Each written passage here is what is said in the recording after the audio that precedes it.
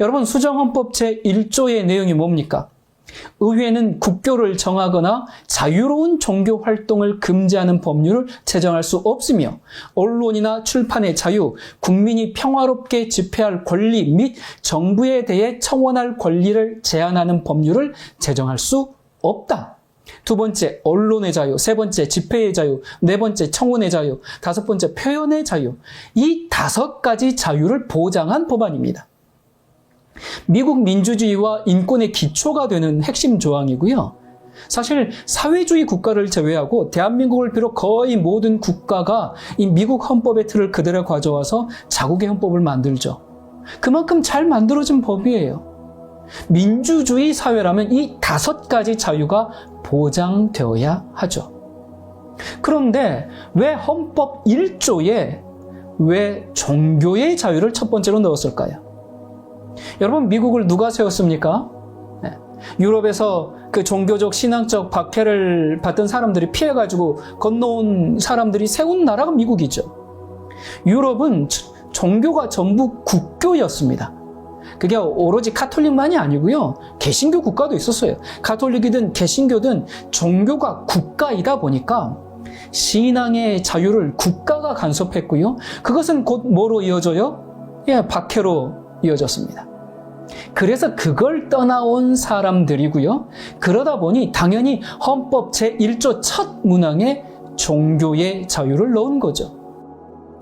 그러니까 헌법 1조의 정교 분리는 교회의 정치적 발언 금지가 아니라 국가가 교회에 부당한 공권력을 행사하는 것을 금지하는 법이죠.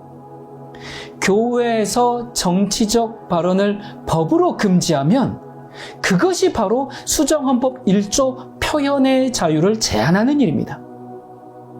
여러분, 교회라는 곳은요, 국가의 도덕적 타락을 막기 위해서 끊임없이 목소리를 내야 합니다. 교회가 안 하면 그걸 누가 합니까? 정부 기관이 스스로 자정 능력이 있어서 그렇게 합니까? 아닙니다. 교회가 하는 겁니다. 잘하고 있으면 잘한다. 못하면 못한다. 국가가 명백히 하나님을 대적하고 반성경적인 방향으로 가고 있는데도 교회가 침묵하면 그 사회는 걷잡을 수 없는 타락의 심연으로 빠질 수밖에 없어요. 도덕이 침묵당한 사회. 여러분, 예를 들어서 차별금지법. 이거 정치의 영역입니까? 종교의 영역입니까? 정치죠. 법안 아닙니까? 그런데 이 정치적 법안에 대해 교회가 침묵하면 그 사회가 어떻게 되죠? 그 사회가 어떻게 되는지를 보여주는 것이 오늘날 미국과 서유럽 같은 그 차별금지법이 통과된 국가들이 여실히 보여주고 있죠.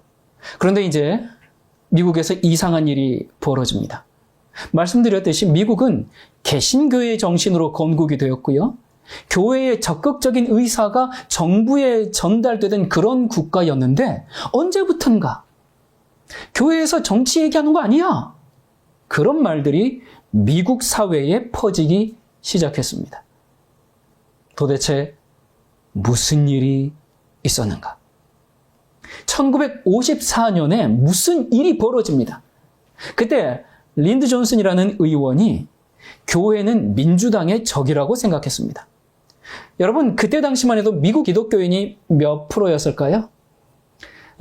당시 여론조사에 의하면 제가 이걸 그때 당시 그 검색을 다 해서 다 찾아보니까 응답자의 90%가 개신교라고 대답했습니다.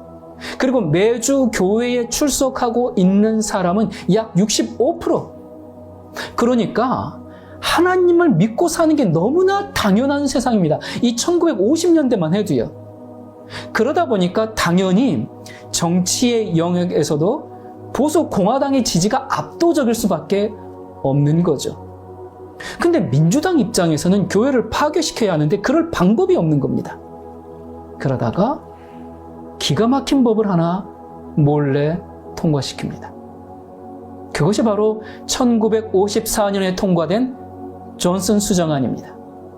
이 존슨 수정안은요, 교회를 포함해서 비영리 단체는 특정 정치 후보를 지지하거나 반대하는 활동을 금지하는 법안이에요. 그래서 위반하면 세금 면제 자격을 박탈하겠다는 겁니다. 그러면 당시 이 법이 통과될 때 공화당은 뭘 하고 있었어요? 그런 질문이 생기잖아요. 그래서 제가 물어봤어요. AI한테. 공화당 뭘 했니? 그렇게 물어보니까 이 법안이 단독으로 올라온 것이 아니고 대규모 세법 개정 안에 짧은 한 문장의 문구를 끼워 넣은 겁니다. 이 내용에 대해서 토론도 없었고 공청회도 없었고 이런 내용이 있는 줄도 몰랐고, 그러니까 세법 개정안을 통과시키는 과정에서 이 존슨 수정안이 별도 표결에 붙여지지도 않고 그냥 은근슬쩍 묻어서 통과돼 버린 겁니다. 이 존슨 수정안이야말로 미국의 수정헌법 제1조 5가지 자유 중에서 종교의 자유, 언론의 자유, 표현의 자유를 말살하는 법인 거죠. 보수 신앙을 가진 목사들의 입에 자물쇠를 채워버린 겁니다. 그러면서 민주당이 뭐라고 얘기해요? 교회에서 정치적인 이야기하면 안 된다라는 인식을 오랫동안 미국 전역에 퍼뜨렸고요. 이런 배경을 전혀 모르다 보니까 마치 수정헌법 1조의 정교 분리가 교회에서 정치 얘기하지 않는 거, 교회에서 정치 얘기하면 그 정교 분리, 그 연합시키는 거, 이런 식의 오해를 하게 된 거죠. 이렇게 지난 70년간 민주당의 쇠뇌에 빠져 있다 보니까 미국인들조차도 이 법의 배경을 잘 몰라요. 결국 이 법으로 인해서 민주당이 하나님의 나라 미국을 철저히 파괴해 온 것입니다. 그런데 아주 최근에 2025년 7월에 놀라운 일이 생깁니다.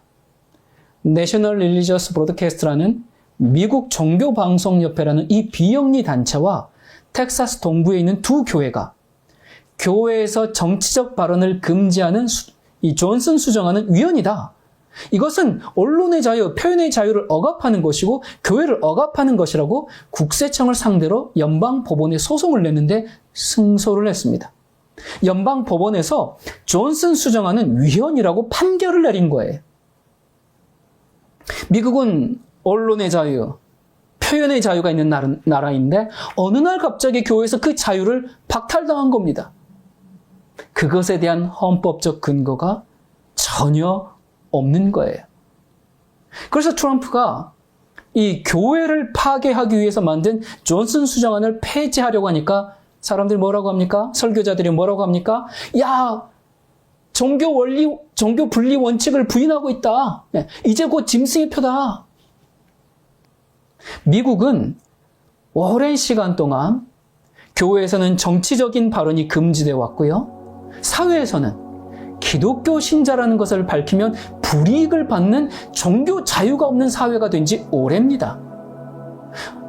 이렇게 질문하겠죠. 아니, 미국은 기독교 국가고 종교의 자유가 있는 그런 나라 아닙니까? 그런 생각이 들잖아요. 그건 우리가 오래전에 가지고 있는 미국에 대한 이미지고요. 지난 10수년간 미국은 이슬람이나 기타 종교를 가진 사람들에 대해서는 매우 관대해 왔는데 유독 기독교에 대한 사회적 박해는 거의 공산국가에서나 있을 법한 그런 일들이 버젓이 진행되었습니다.